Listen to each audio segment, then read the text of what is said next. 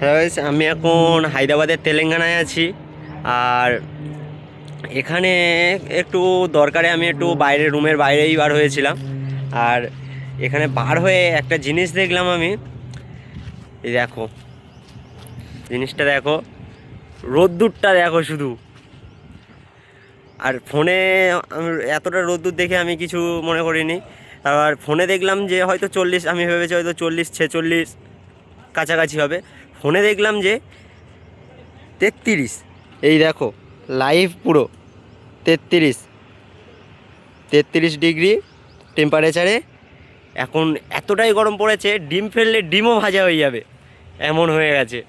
পুরো চারিদিকটা দেখো, এতটাই গরম। আর এখানে তো মাটি নেই বললেই চলে, এঁটেল মাটি নেই এখানে, সব বালি মাটি, সব এইসব বালি মাটি। বাবারে কি গরম রে! আমি গেলে আমিও হয়তো সিদ্ধ হয়ে যাব। আর আমি এখানে তাও রুমটা ভালো, আর এসির মধ্যে কাজ করি বলে আমরাও কিছু বুঝতে পারি না। আর যারা এখানে দিনমজুরি করে, বাবা ভাবতে পারছো এখানে সিচুয়েশানটা কেমন। 33 ডিগ্রি দেখো, 33-এ যদি এতটা গরম পড়ে, তাহলে সবে শুরু হয়েছে, আর শেষে তাহলে কি করবে এখানে। একবার কল্পনা করে দেখো কেমন